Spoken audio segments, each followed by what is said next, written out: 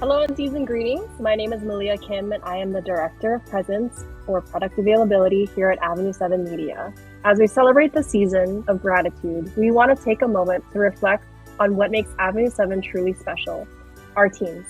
Their hard work, creativity, and dedication are the heartbeat of our agency, and we couldn't do it without them. From the behind-the-scenes problem solvers to the innovators pushing boundaries for our clients, every single person here at Avenue7 plays a vital role in our success.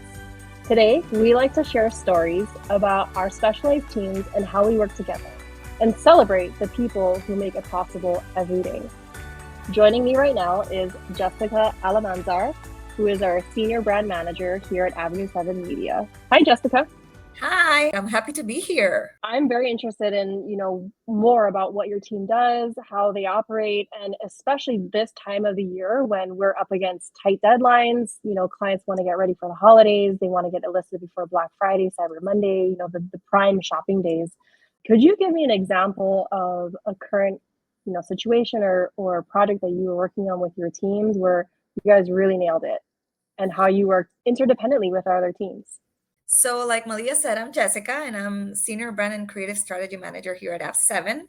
I lead a team of graphic designers, listing specialists, and other creative managers. So we constantly work with the performance team. So anything that we create goes through that team before it gets uploaded on Amazon. Today, I want to specifically talk about a case that we had recently involving one of our textile clients. So this client has a product made with a specific component, and the name of this component was actually like a prohibited term on Amazon. So that created quite a few hurdles for us when doing creative for them. And I want to give a bit of context so that people that are listening to us can understand why this was a challenge for us. Besides the fact that it was a prohibited word and like a term that we could not use on Amazon, what we need to highlight here is that whenever we are creating content, we base our content on three principles. The first thing is that it has to be cohesive. So whatever is on Amazon has to be the same as what's off Amazon, like in the client's website.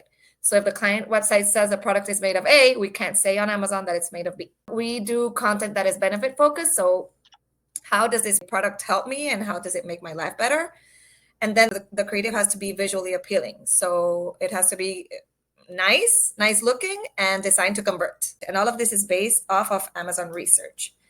So the client that we're gonna talk about today came to us with a performance issue where their listing had been suspended due to restricted keywords. And this particular listing had, within its variation, 748 SKUs. So when our performance team started working on the suspension, we found out that this suspension had impacted over 1,500 listings within that parent ASIN.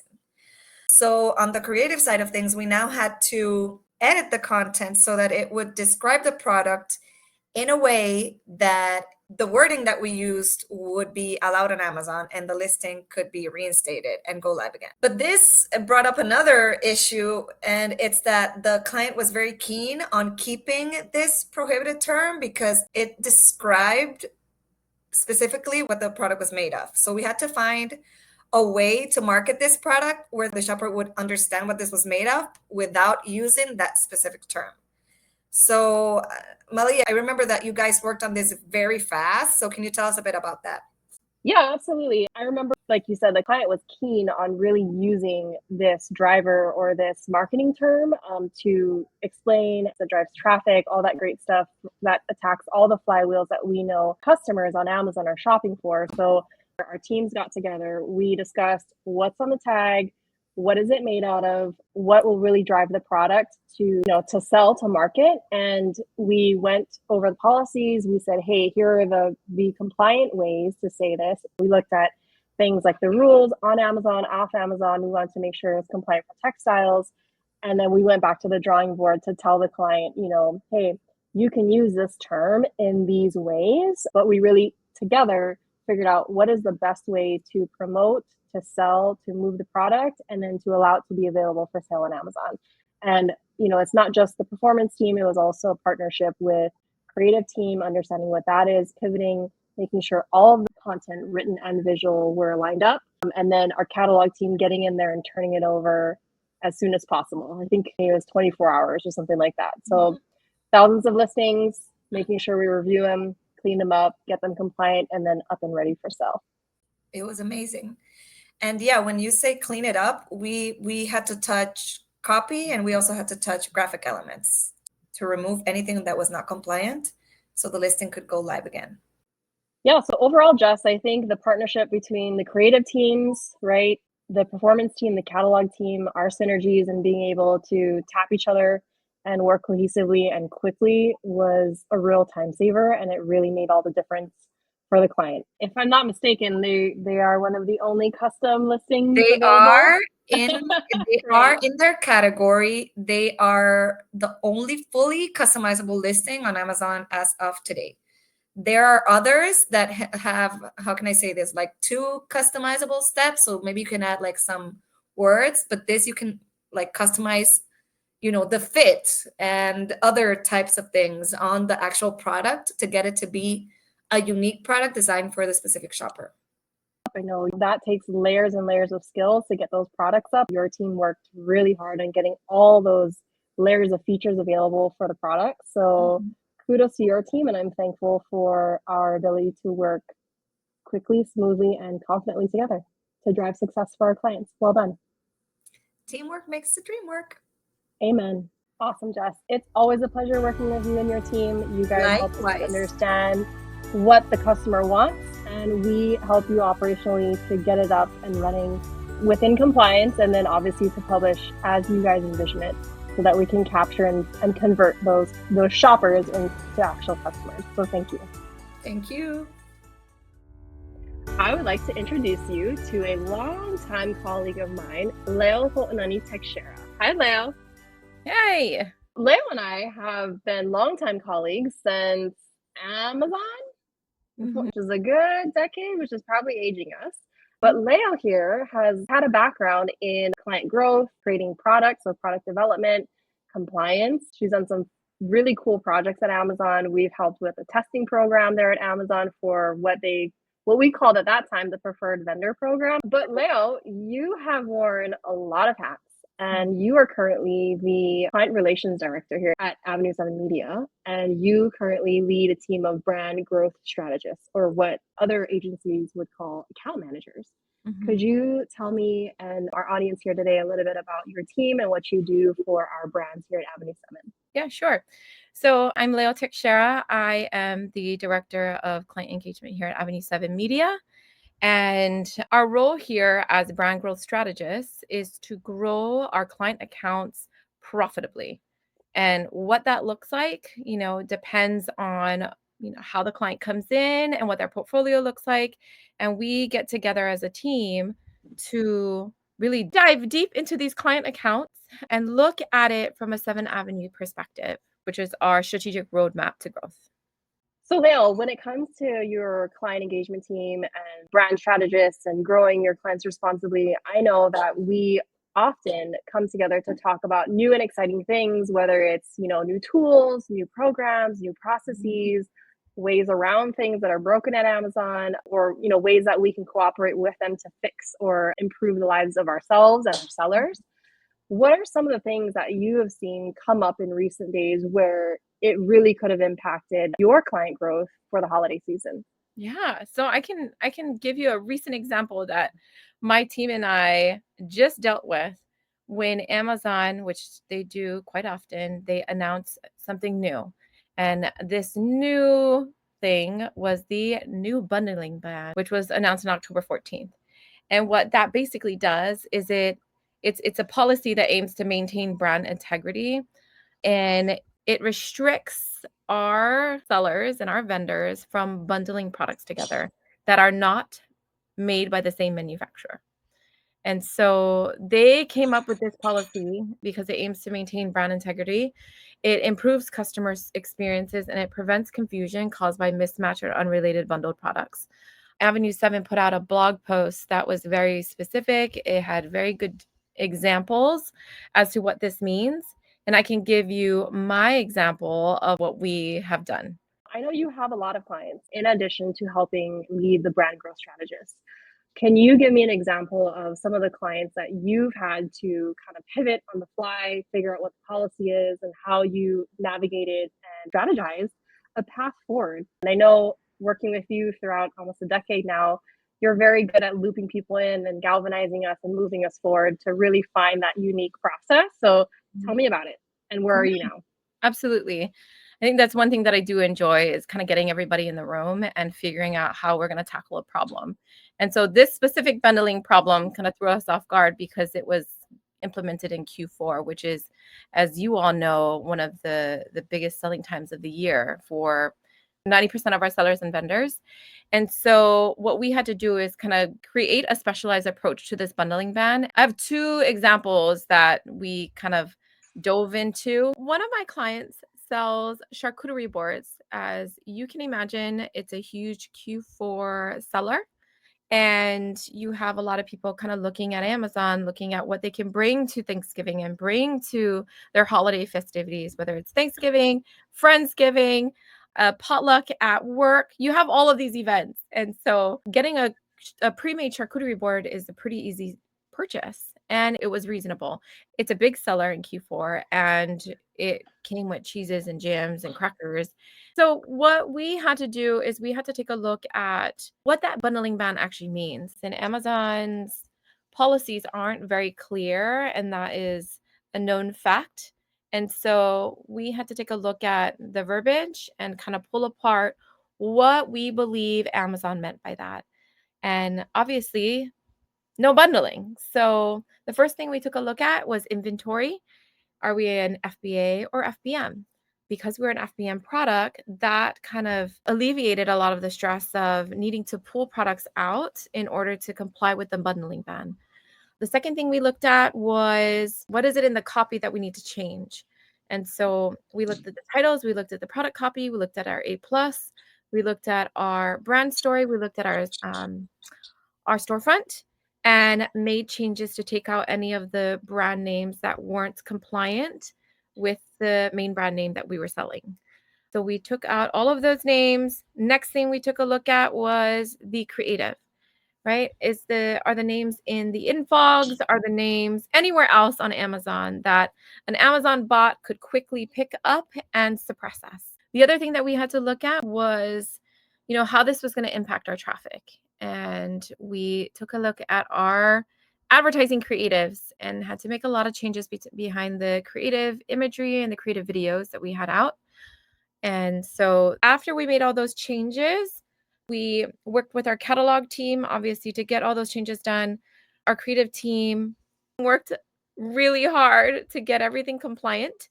And then we moved into, all right, let's do our 24, 48-hour checks to make sure that it sticks. Because a lot of times, as you all know, you can upload all day long and Amazon will just revert back to old copy, old images.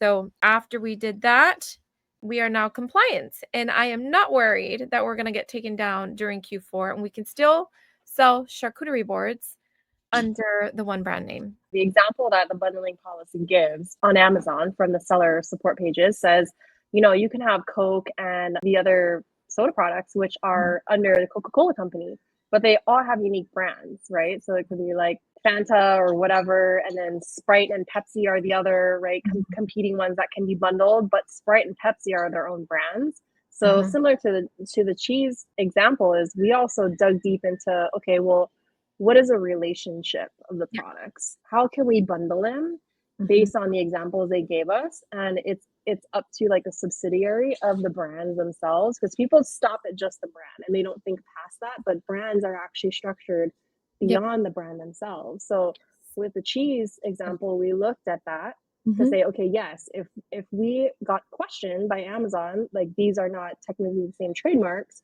we had proof to show that, yes, they operate under the same subsidiary or same umbrella, and that they can be bundled together because they're actually technically the same company or ownership, right, of those brands. Yeah. And then we also looked further into some other examples of licensing. So I think for this particular nuance or new policy, we went above and beyond and we looked at it quick.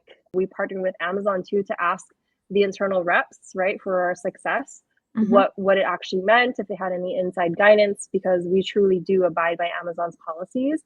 And then first and foremost, we were quick to act, like you said, to loop in the creative, to loop in catalog, to figure out what drives the product, and then to really fix it to avoid any unnecessary suppressions during this seller's prime time to sell, which is gift giving, right? Yes. I can talk about the impact. If we did not move quickly and our product got suppressed, we would lose about 50% of our sales for the year. So Yeah. it had a huge impact. And you're right, we partnered with Amazon on this one. We talked to a couple of internal reps to help us walk through what that policy meant to them. And because it was FBM, it wasn't that. It was not painful, right? Because we didn't It have to was not. worry about the potential removals, Exactly. especially because this is an expirable product. So for them, Correct. it's not just that they couldn't sell. Like, what do they do with that inventory that they had planned for this Q4? Exactly. So Exactly. Thank you for bringing that up. I absolutely love the collaboration and working with you and the strategists on your teams and the other avenues here at Avenue7 to figure out what is the fastest, best way, right, to get results and to keep our clients on track. So thank you, Leo. Thank you for having me talk story with you, Malia, and for going over all of the complications that we run into on a daily basis. I am super thankful for your team and for the collaboration, and I'm looking forward to the holiday season. In light of the holiday spirit and sharing and giving and creating, I'd like to introduce you to another team member here at Avenue7, Chelsea Hagedon, our Senior Brand Growth Strategist. Hi, Chelsea. Hi, Malia. So you and I are not unfamiliar to each other. As a senior brand growth strategist, we work very closely within our teams, and then for you within your pod of clients that you oversee. And we often hit some pretty gnarly, ugly issues in terms of how do we grow the brand? How do we create solutions, right? I know recently we worked on a very exciting project. Could you tell us more about what that was? Yeah, I'd love to. This particular issue affected one of our priority clients that needed help growing in the grocery category. And one of the first things that we do during the onboarding process is a performance audit. And that's all your team, Malia, and it's great. But in this particular case, the audit uncovered a problem that a lot of grocery clients experience, and that's ensuring customers don't get expired products. So even if you're selling a lot of items, it's really tough to guarantee that the freshest products are always the ones being shipped out, and it gets complex when you're dealing with multiple expiration dates. For this particular client, we noticed that in 2023 alone, they received 16 performance notifications specifically about expired product, which is huge. Wait a minute. So you're telling me the first in, first out policy does not exist? Is that a myth, Chelsea? Yes. Are you surprised? Surprise! No, Malia, you're 100% right. It's totally a myth. Now, this client is a fantastic brand and they really care about delivering quality, but this issue has potential to be a serious setback. And as you know, Malia, Amazon takes expired product complaints incredibly seriously. It can lead to negative reviews, product listing suspensions, and even account shutdowns. So when we started growing their business, those performance notifications started piling up and we knew we had to change something. And that's when the inventory team helped us out. So would you say as you were growing without a process in place, you saw also the notifications growing in tandem with it? Yes, for sure. In fact, actually in 1 month, we got almost half as many notifications as we did the entire year before. Okay, great. So you were on the trajectory to growth, but with it came the issues of maintaining the product age, the product quality, and then making sure, you know, the shelf life, right? It's in, it's out, it's meeting that deadline, it's meeting the policies for expiration dates, and then turning over. And how did you work with my teams to ensure that we had a robust process? Like, can you give me a high level of what you did and what were the impacts? Yeah, for sure. So our inventory team came up with a solution which completely took the guesswork out of the equation. So now I have 32,000 units in FBA and I know the expiration date of every single one. And with just the click of a button, we can ensure which product Amazon is sending to customers. Plus, we can even tailor our coupons to help boost sales on products that are approaching their expiration date, and then even turn them off when we have fresher product live. And that kind of control is really amazing for our brands. And this is not something Amazon offers, correct? No, this is something that our team had to develop. Awesome. Right. So this included which teams again? It included the performance team, the inventory team, the catalog team, my entire team, client engagement. And then also we had to have buy-in from the client itself because they had to change up some of the processing that they were doing on their side as well. I love it. I love hearing how we took, a process that didn't exist, a process that wasn't managed internally at Amazon. We found a way to make it work, not just within our own organization and our company, but also for the betterment of their fulfillment system and their processing, packaging, and just product quality handling for their biggest consumers, which is the Amazon customers. After working with the performance, the inventory, and the catalog teams to make sure that all of your products are trackable, and meet the policy for expiration dates, you said in the beginning that 16 plus notifications, and they were all for expired products, which we know is a customer safety concern, right? Because it could make someone ill. It could be, that it was mishandled by the FCs, or because there's no first in, first out, it could have been there for a while. So what were the impacts of our new process for tracking the age of these products? Yeah, no, honestly, it's been a huge improvement for the brand. So, like you said, there was originally over 16 performance notifications. And since we've started this process, we haven't seen a single one. So they've stopped entirely, which is amazing. So they're able to deliver top-notch quality product and they're keeping their customers happy. I love it. I love getting rid of the noise, the revenue disruptors, and again, making our operational lives and our sellers' lives way easier and just on that uninterrupted trajectory to growth. So, thank you, Chelsea. I always appreciate the openness for collaboration, for diving into new processes, and just really going at it until we have a great solution for our sellers. And selfishly, it's for ourselves, but ultimately it impacts our sellers and then it benefits our customers because we're ensuring that they are ingesting and receiving safe and compliant products. So thank you. Yeah, 100%. Working with your team is the best. Here at Avenue 7, we're known for bringing in clients of all walks of life. We've brought in big key mark brands to sellers wanting to get on the market, new to brand registry, new to UPCs, new to Amazon. So our next guest I'm excited to introduce is James Ford Bay, our senior catalog manager here at Avenue 7, to share some of his experience of how we have specialized in getting these tough issues across what he likes to call the 5-yard line, and how we've used the new and upcoming themes and processes that Amazon has been developing and partnering with those types of new and exciting things to really move the needle for our clients. Hi, James. Hi, all. So yes, I want to speak to our client success and our partnership with Amazon. So over the years, obviously, we've done this a lot. We've uncovered a lot of issues that weren't widely known to some of our clients, which is why they come to us. The partnership with Amazon, we've been able to successfully resolve a lot of issues. Some of those issues being brand registry attachments, UPC association, listing association on a bunch of different levels, A+ storefront, detail page control. And, the way that we've accomplished this was, obviously it is a 5-yard fight because we do encounter some obstacles where we are looking at, we understand the process, and which is why we are the experts. And then when we reach out to certain teams at Amazon, previously it was a little bit difficult because there's that, gap that we have to bridge and make sure everybody understands everything on all levels. What, obviously we brought to the table with our collaboration and partnership with teams is we bring the knowledge and we partner with them to get issues rectified. So by saying that, what we do is we identify the issues, our efforts, and then we partner with Amazon on how, tactically we need to get these issues done with effectiveness and efficiency.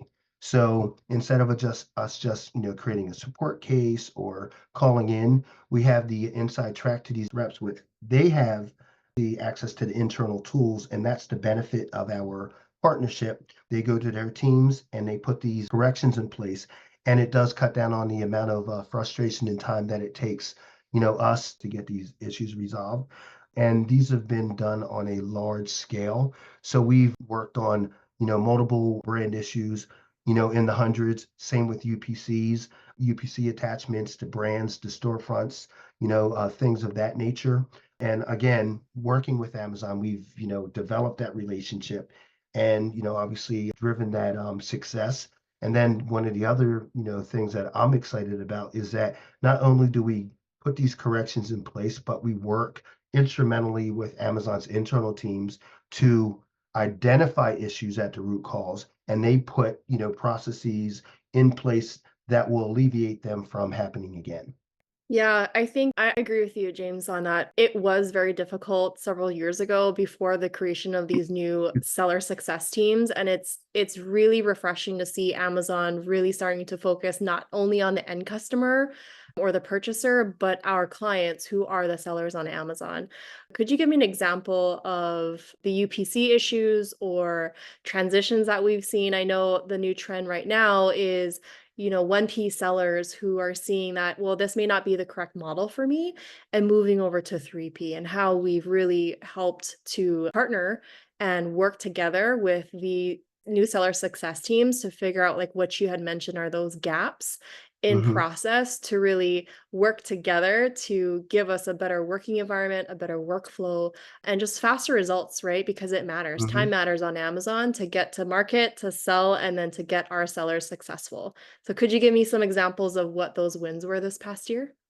And speaking to, I guess, the latter first, the 1P to 3P transition, it proposes a little, some difficulties because even though it is Amazon, they are, I will say, competing platforms, and the data isn't always aligned. So, kind of some of our wins in transitioning a client from a 1P to a 3P is understanding the processes, understanding the nuances, understanding like the levels of difficulty. So we know that if I'm selling on vendor, it doesn't and it won't always link on the seller platform. So what we've done is strategically brought these issues to our internal teams, and they do have they haven't disclosed everything yet, but they are working on some processes in-house that are going to alleviate some of these issues. So essentially what we're working on, or one of the or some of the big wins for some of our really big clients in this transition, is that we've outlined here's where we encountered issues,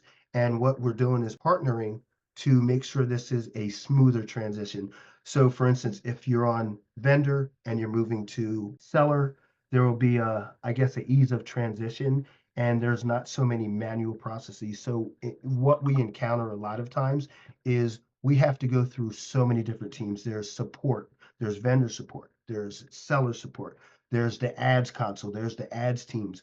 And collaboratively, if we're working on getting this transition done and outline some of the obstacles, what they're doing is bridging that gap so it's a smooth transition. So it's almost seamless to the client and almost us, that we're moving from one stage to another stage without causing an impact to sales, disruption and transition. Some of our other wins and other things that we've dealt with and resolved are, one of the big things is brand registry and the brands as it's attached to our clients and accounts. It's actually done on three levels. There's A plus, there's the listing, and there's the storefronts. But we have to reach out to multiple teams to get it done. So, obviously what we've done is partnership and identified these are the teams that we need to go to get these issues resolved. Again, we have to reach out, to three different teams, but we've got it resolved. The brand registry link is very important. It protects your brand. It establishes that you are that brand registered trademark owner. And then one of the other things that we've been very successful with, it's a little bit painstaking, are UPC associations. So years back, Amazon didn't really enforce having your GS1, which is your brand linked UPC, to your product, which obviously further protects you. So what we've done is, obviously Amazon's policy has moved forward that if you're a brand registered trademark owner, you want to have these GS1 UPCs, so you're obviously further protected from hijackers, unauthorized sellers. So what we've done with great success with a lot of our clients, partnering with the reps, is saying, hey, here's our information, here's our USPTO, here's the GS1 database, here's our UPCs that are correctly linked to the brand. And sometimes clients aren't always aware that the UPCs that they are purchasing, they're thinking it's linked to their brand, but a lot of times they are, resold, which means there's this duality where, okay, well, I'm selling, a radio, but it's, actually linked to a bath brush. Obviously, that doesn't link up. So, I mean, it's a absurd, scenario, but it does happen, and Yeah. I've seen it. But, the bottom line is we connect with them and say, this is our proof, this is our documentation, and they move forward with their internal tools to say, hey, we're going to remove this incorrect association and correctly link it to your products. Yeah, I mean, I smirk when I hear your stories because it reminds me of this time of year where you go to a Christmas party and it's like that ball gift where it's like wrapped and wrapped and wrapped and wrapped and you kind of play hot potato and wrap it. And that's kind of how a lot of the clients come to us, right? There's historical things. The catalog has been messed with. We don't know exactly who had authorization. Is there another brand registry account open? Like we just keep unwrapping and we keep digging until we can get them to a place where we know the account's clean, it's functional, it's optimized, and we will have little to no hiccups. And then to leverage our internal teams, right? So we've also worked very hard and diligently to go to Amazon and say, hey, here's an issue. Here's all the things I've done to try and resolve it ourselves. And it has really gone a long way to get us into that door as a Amazon, partnered service provider to get their feedback. Like they actively want our feedback, which is great. And it has really helped us and it's really helped them be better solution providers for their internal customer, which is us, who represents the seller. If it wasn't for the partnership, we wouldn't get a lot of these things done. James, amazing work. I love working with you because I know I can throw anything at you and you're ready to dive in and unwrap that gift as fast as you can to get the sellers back up and running on Amazon. So thank you and the catalog team. We appreciate you greatly. It's, great to be part of a excellent upper echelon team that gets things done effectively and efficiently, and we put processes in place that actually benefit our clients, ourselves, and Yeah. basically it reduces the risk and time that it takes to resolve issues. Thank you. Thank you, Malia. I love working with you. Thank you for taking the time to celebrate this Thanksgiving with us at Avenue7Media. As we wrap up, we would like to extend our heartfelt gratitude to you, our clients, partners, and supporters for trusting us to help accelerate and grow your business on Amazon. Your success inspires us every day, and we're truly honored to be part of your journey. This holiday season, let's take a moment to appreciate the growth, the challenges we've overcome, and the opportunities ahead. From all of us here at Avenue7 Media, happy Thanksgiving.